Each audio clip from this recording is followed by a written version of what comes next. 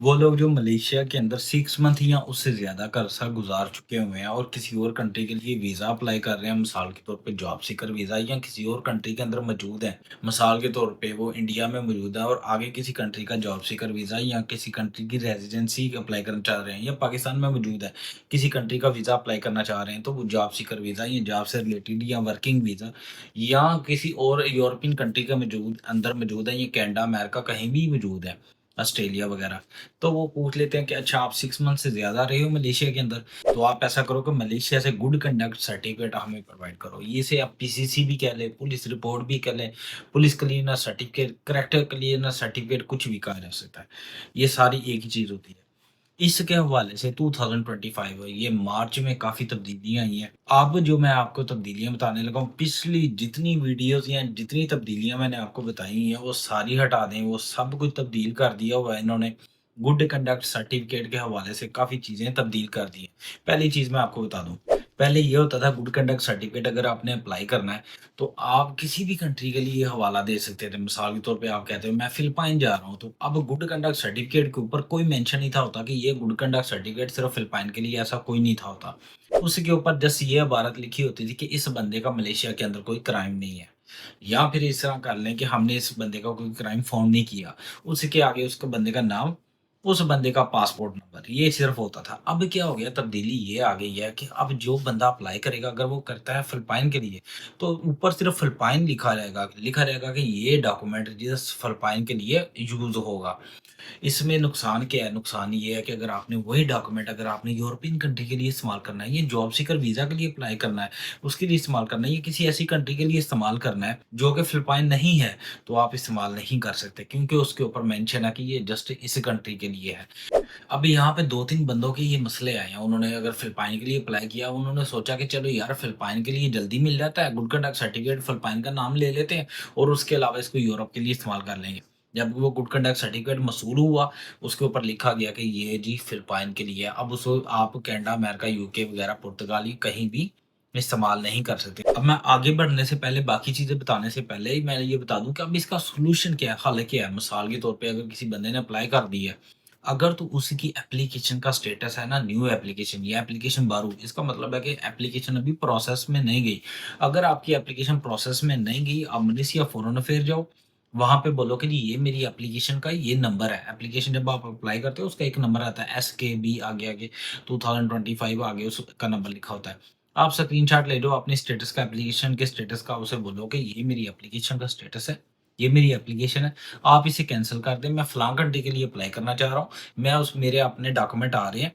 जैसे मेरे डॉक्यूमेंट आ जाएँगे, मैं फलाँ कंट्री के लिए अप्लाई करूँगा। अभी इस कंट्री के लिए जो मैंने अप्लाई किया हुआ है, मिसाल के तौर पे मैं नाम ले लेता हूँ कि आप कहते हो कि जी मैंने मिसाल के तौर पे दुबई के लिए अप्लाई किया। मैं एग्ज़ाम्पल दे रहा हूँ ना, तो आप कह दो कि जब जो अभी मैंने इस कंट्री के लिए अप्लाई किया है, इसकी मुझे ज़रूरत नहीं है। अगर ज़रूरत नहीं है, तो मैं बता रहा हूँ तरीकाकार। तो आप उनसे रिक्वेस्ट करें, वो आपकी जो एप्लीकेशन है, उसको कैंसल कर देंगे। आप मिनिस्ट्री ऑफ फॉरेन अफेयर जाना पड़ेगा, वहाँ पे काउंटर नंबर 10 है, वहाँ पे जिनके टोकन लेके काउंटर नंबर 10 पे जाएँ, वहाँ पे जाके उनसे रिक्वेस्ट करें, वो आपकी एप्लीकेशन को कैंसल कर देंगे। एक तो तरीकाकार ये है। अब दूसरा तरीकाकार, जिन लोगों का प्रोसेसिंग में चला गया या अप्रूव हो चुका हुआ है, अब उनका ऊपर आ गया हुआ है, जिस कंट्री के लिए आपने अप्लाई किया, मिसाल के तौर पे अगर आपको चाहिए पोलैंड के लिए, मगर आपने फिलिपाइन का कह के अप्लाई कर दिया था, फिलिपाइन आ गया हुआ है। मैं फिलिपाइन बार-बार इसलिए बोल रहा हूँ यार, एक एग्ज़ाम्पल दे रहा हूँ आपको। अगर फिलिपाइन का आ गया हुआ है, अब आप कहते हो कि यार मैंने तो पोलैंड के लिए इसको चाहिए था, ये तो फिलिपाइन के लिए आ गया है। अब आपने क्या करना है कि अगर आपने फिलिपाइन के लिए नहीं चाहिए, आपको पोलैंड के लिए चाहिए, तो उसका तरीकाकार ये है। मेरे दोस्त ने क्या किया, उसने साथ एक मलेशियन ले गए थे, लोकल उनको साथ ले गए थे और साथ वो पोलैंड के डॉक्यूमेंट्स ले गए थे। यानी कि उनके पास जिस कंट्री के लिए अप्लाई करना है, उस कंट्री के डॉक्यूमेंट्स साथ ले गए थे और कहा था जी ये मेरे डॉक्यूमेंट है, इस कंट्री के लिए मैंने पोलैंड के लिए अप्लाई करना है, तो ये डॉक्यूमेंट मैंने फिलिपाइन के लिए भी अप्लाई किया था। मुझे फिलिपाइन के लिए अब ज़रूरत नहीं है, मुझे पोलैंड के लिए ज़रूरत है, मेरी हेल्प करें। तो साथ वो मलेशियन लोकल थे, जिसकी वजह से बेनिफिट ये हो गया कि उन्होंने मान लिया, उन्होंने कहा ठीक है आप एप्लीकेशन न्यू सबमिट करो, हम आपकी एप्लीकेशन अप्रूव कर देंगे या एक्सेप्ट कर देंगे। ये इस तरह काम ही होना है। अगर आप खुद जाते हो जाके कहते हो कि यार ये इस तरह करते हो, तो जो जा चुके हुए हैं वही आपको बताएँगे कि क्या सिचुएशन होती है।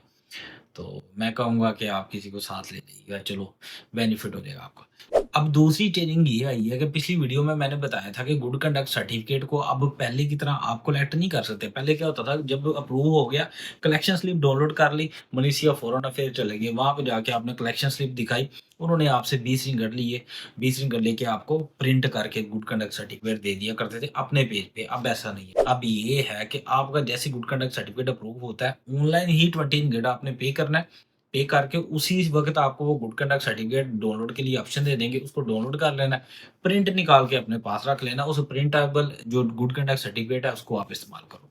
उसके ऊपर क्यूआर कोड भी उन्होंने ऐड कर दिया हुआ है, जैसे मैंने पिछली वीडियो में बताया था। अब यहाँ पे तब्दीली एक और आ गई हुई है, तब्दीली ये आ गई है कि वो जो गुड कंडक्ट सर्टिफ़िकेट के लिए आपने पेमेंट किया ना, वो 7 डेज़ के लिए है। मतलब कि आपने पेमेंट करके अपना डॉक्यूमेंट तो डाउनलोड कर लिया है, 7 डेज़ के अंदर-अंदर अगर आप दोबारा डाउनलोड करना चाह रहे हो तो फ्री होगा भाई, वही जो आपने पहली पेमेंट 20 रिंगिट कर दी है, उसी को यूज़ करते हुए आप दूसरी दफ़ा डॉक्यूमेंट डाउनलोड कर सकते हो। तो अगर आपके 7 डेज़ पूरे हो जाते हैं, उसके बाद क्या होगा? उसके बाद दोबारा फिर 20 रिंगट पे करना पड़ेगा और फिर आप डाउनलोड के लिए ऑप्शन आ जाएगी, फिर आप डाउनलोड कर सकते हो। अब तीसरी एक और चीज़ मैं आपको तब्दीली बता दूँ। पहले ये होता था गुड कंडक्ट सर्टिफिकेट वहीं से रिसीव किया, वहीं पे लाइन पे लग के दोबारा टोकन लिया, एंडोर्समेंट के लिए दे दिया, यानी कि उसकी तस्दीक के लिए, यानी कि इसके ऊपर चोप लगाने के लिए दे दिया। यानी कि पीसीसी, यार एक ही बात है ना, मैंने पहले स्टार्ट में बताया वीडियो के लिए कि यार ये पीसीसी भी इसी का नाम है, गुड कंडक्ट सर्टिफिकेट के इसी इसी का नाम है, करैक्टर सर्टिफिकेट भी इसी का नाम है, क्राइम क्लीयरेंस सर्टिफिकेट भी इसी का नाम है, पुलिस क्लियरेंस सर्टिफिकेट भी इसका नाम है, और कुछ लोग इसे पुलिस रिपोर्ट भी कहते हैं। मगर ये पुलिस रिपोर्ट तो नहीं होती, मगर ये कुछ लोग इसको ऐसे भी कहते हैं। तो चलो ये सारा कुछ ना, ये आपका करैक्टर क्लीयरेंस जो सर्टिफिकेट है, तो अब ये है कि पहले ये क्या होता था, वहीं से आपने कलेक्ट किया मनीषिया फॉरेन अफेयर से, वो जो फिजिकल मिलता था, वहीं पे आपने उसको पेपर के ऊपर स्टैंप लगवा दी, अपने सर्टिफिकेट के बैक साइड पे स्टैंप लगती थी।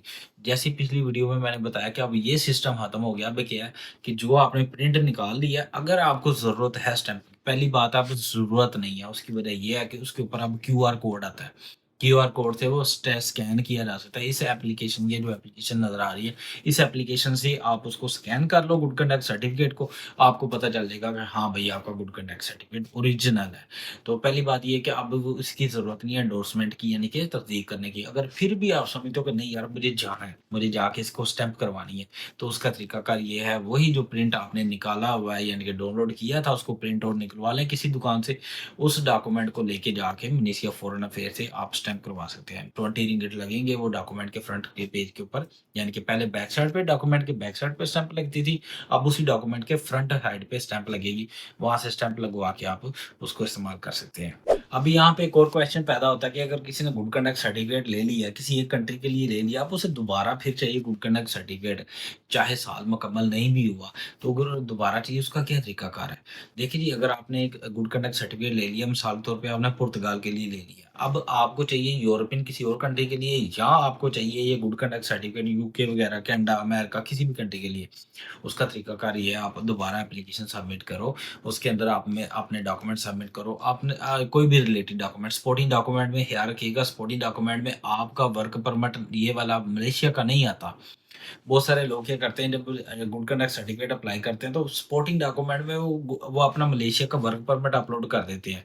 ऐसा नहीं होता, सपोर्टिंग डॉक्यूमेंट में आपने अपलोड करना है जिस कंट्री के लिए आप गुड कंडक्ट सर्टिफिकेट अप्लाई कर रहे हो, उस कंट्री की तरफ से आपके पास जो सपोर्टिंग डॉक्यूमेंट है, वर्क परमिट है, इनविटेशन लेटर है, या इस तरह का कोई भी एम्बेसी के डॉक्यूमेंटेशन है, वो आप सबमिट उसमें करो, और साथ बताओ कि मैंने इस कंट्री के लिए अप्लाई करना है। उस रिलेटेड कंट्री के डॉक्यूमेंट्स आप अपलोड करो और साथ वो रिलेटेड कंट्री आप सिलेक्ट करो। तो फिर गुड कंडक्ट सर्टिफिकेट, और नेक्स्ट जो पेज आएगा ना उसके अंदर आप पासपोर्ट भी अपलोड कर सकते हो और परमिट भी अपलोड कर सकते हो, मलेशिया का परमिट और पासपोर्ट भी। तो ये अपलोड कर सकते हो। तो आप दोबारा फिर एप्लीकेशन सबमिट कर सकते हो। अब अगर वो एप्लीकेशन सबमिट करने के बाद एक्सेप्ट नहीं करते, तो फिर आपको मिनिस्ट्री ऑफ फॉरेन अफेयर जाना पड़ेगा, बताना पड़ेगा जी ये मेरी एप्लीकेशन है या ये मेरा अकाउंट है, तो ये मेरी एप्लीकेशन है और ये मेरी एप्लीकेशन एक्सेप्ट नहीं हो रही है, तो मेरे ये डॉक्यूमेंट्स हैं, आप मुझे प्लीज़ दोबारा इश्यू कर दें। मगर बात वही है कि साथ ले जाना किसी को। तो अच्छा, लास्ट बात बताने से पहले यही रिक्वेस्ट करूँगा कि जिन लोगों ने मेरे चैनल को सब्सक्राइब नहीं किया हुआ वो कर दें, और जिन्होंने कर दिया हुआ मेरी वीडियो को लाइक करने से फीडबैक एक अच्छा आ जाता है, ताकि मुझे नेक्स्ट टाइम भी पता चलता है कि हाँ भाई लोगों को पसंद आ रहा है मेरा डाटा या मेरा कंटेंट पसंद आ रहा है, ताकि मैं ज़्यादा से ज़्यादा सर्च करके आप तक मज़ीद बातें पहुँचाऊँ। आखिरी बात ये है कि बहुत सारे लोग मुझसे मशवरा करते हैं कि भाई हम गुड कंडक्ट सर्टिफिकेट अप्लाई करने लगे हैं। मैंने कहा करो जी, बिल्कुल ज़रूर करो। तो अब मसला ये है कि गुड कंडक्ट सर्टिफिकेट तो हम अप्लाई करने लगे हैं, मगर हमारे पास सपोर्टिंग डॉक्यूमेंट्स नहीं है। हमारे पास हमने अभी फॉर एग्ज़ाम्पल हमने अभी रोमानिया के लिए अप्लाई करना है, रोमानिया के लिए अप्लाई करना है, मगर डॉक्यूमेंट्स नहीं है, ना रोमानिया का वर्क परमिट है, ना उससे रिलेटेड डॉक्यूमेंट्स है। तो भाई जिस कंट्री के लिए आपके पास डॉक्यूमेंट्स है ही नहीं, रिलेटेड डॉक्यूमेंट्स नहीं है उस कंट्री का, आपको गुड कंडक्ट सर्टिफिकेट वो नहीं इश्यू करते। इस चीज़ का ख़्याल रखिएगा।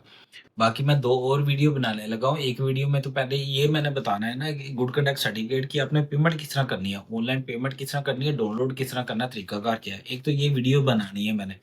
दूसरी वीडियोज़ मैं बनाऊँगा कि वो लोग जो यूरोप में मौजूद है, मिसाल के तौर पे पुर्तगाल में मौजूद है, उनको गुड कंडक्ट सर्टिफिकेट अगर अटेस्ट कराना है पुर्तगाल की एम्बेसी में, उसका तरीकाकार ये होता है कि अगर आपने गुड कंडक्ट सर्टिफिकेट पहले कलेक्ट करते हो मलेशिया से, फिर उसके बाद उसको अटेस्ट कराने चले जाते हो थाईलैंड के अंदर पुर्तगाल एम्बेसी में, उसका क्या तरीकाकार है स्टेप बाय स्टेप वहाँ पे जाके दिखाऊँगा, वहाँ पे सारा कार्य करा के आपको बताऊँगा कि भाई ये तरीकाकार है, इस तरह टेस्ट कराते हैं और फिर आगे किस तरह भेजना है, किस डेट को जाना है, किस तरीके का जाना है, किस तरह वहाँ पे सबमिट करना है, फीस क्या होगी वहाँ पे, एवरीथिंग आपको मालूमात मैं दूँगा। एंड पे बात वही है कि वीडियो अच्छी लगी तो मेरे चैनल को सब्सक्राइब भी कीजिएगा ताकि मालूमात मज़ीद आप तक मैं पहुँचा सकूँ। अपना बहुत सारा ख़्याल रखिएगा। वो लोग जो मुझे टिकटॉक के ऊपर देख रहे हैं, आप मेरे इसी टिकटॉक अकाउंट में रहें, मेरे यूट्यूब चैनल का लिंक मिलेगा, आप टिकटॉक को भी फ़ॉलो कर दें, यूट्यूब चैनल को भी आप मेरे सब्सक्राइब कर दीजिएगा ताकि मालूमात ज़्यादा से ज़्यादा आप तक पहुँच सके। अपना बहुत सारा ख़्याल रखिएगा, दुआओं में याद रखिएगा। अस्सलाम वालेकुम।